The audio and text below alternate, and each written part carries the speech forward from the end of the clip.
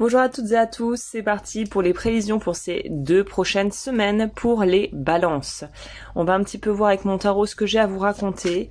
Voilà, c'est un nouveau format que j'apprécie faire, donc n'hésitez pas, comme je le disais pour les précédents tirages, à me faire part de vos remarques et de vos suggestions. Je lis les commentaires, j'y réponds quand voilà je peux, donc n'hésitez pas à regarder et à me dire ce que vous en pensez.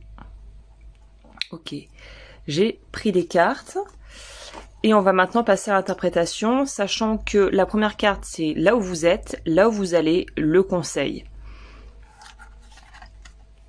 Ok. Là où vous êtes, ce tarot a la spécificité d'avoir 2 faces. C'est pour ça que je ne les regarde même pas, vous pouvez pas me voir, mais quand je les brasse, je regarde pas, je tourne la tête pour vraiment avoir l'effet de surprise comme vous. Et on a l'aspect, finalement, revers du magicien.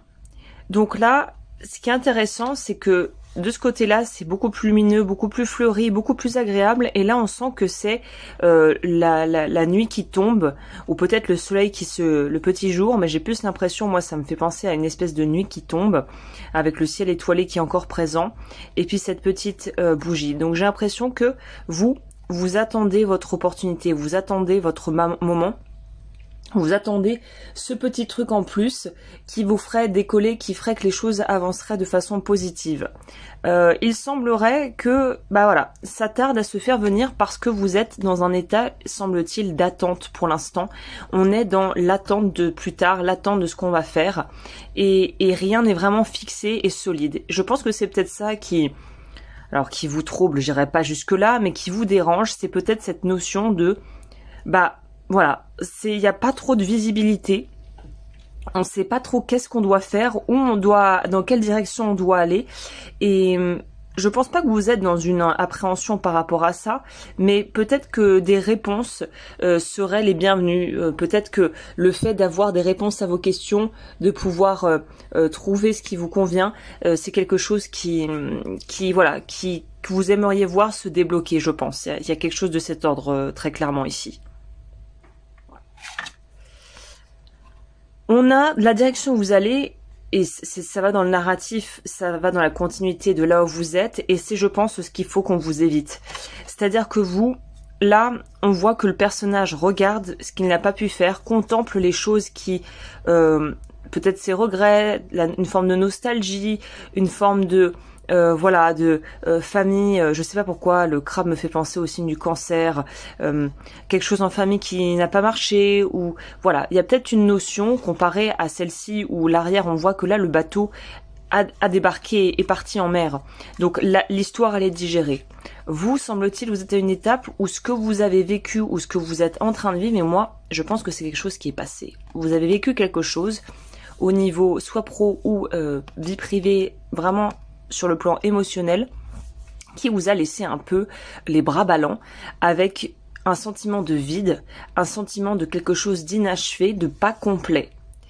Je pense que le message, déjà ça nous parle plutôt de votre vie sentimentale, étonnamment, enfin c'est comme ça que je le verrais.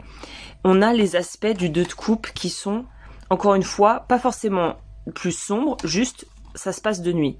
Ça se passe de nuit, mais on a l'étoile, la grande, the evening star, l'étoile du berger, je pense que c'est en français, n'hésitez pas, je sais pas ce que c'est la traduction exacte. On a the evening star. Donc pour moi, qu'est-ce que ça veut nous dire? Ça veut quand même nous dire que quelque chose se fait. Ne perdez pas patience, parce que quelque chose en coulisses se met en place pour vous. Et peut-être que c'est ce besoin de connexion, peut-être que c'est ce besoin de compréhension, peut-être que c'est ce besoin d'avoir un partenaire dans votre vie ou un partenaire de travail fiable. Mais ne baissez pas les bras parce qu'on dirait que c'est ce qui est suggéré, c'est ce vers quoi vous allez continuer votre quête de recherche de connexion, peut-être d'authenticité, de lien humain. Et je pense pas que ça soit ici mené et dirigé et initié par une forme de codépendance. Je pense vraiment, on vous dit ne perds pas foi en ce qui est là, quoi, en ce qui est présent, en ce qui en ce qui pourrait se passer de bien pour toi. Il y a une notion de guérison, d'âme qui guérit, en ce sens où peut-être que vous allez trouver des gens qui vont vous faire du bien à l'âme. On dit cette phrase qui est quand même pas lourde de sens. Quand on tombe sur des gens bienveillants, on dit « Ah, cette personne, elle m'a fait du bien à l'âme » ou « J'ai écouté cette musique et ça m'a fait du bien, j'ai vu ce film. » Voilà. Ça peut peut-être être pas forcément une personne, mais quelque chose va arriver dans votre vie qui va vous faire le plus grand bien. C'est ça que je ressens. Je vais prendre l'oracle en plus, que j'aime bien, qui je pense va nous donner peut-être des compléments d'informations sur ce que vous vivez et sur ce que vous pourriez faire pour pouvoir améliorer vos 2 prochaines semaines. Oh, génial! Ces cartes sont top. Alors, j'ai oublié pour les premiers tirages. Je vais essayer, je vais le noter d'ailleurs tout de suite après cette vidéo.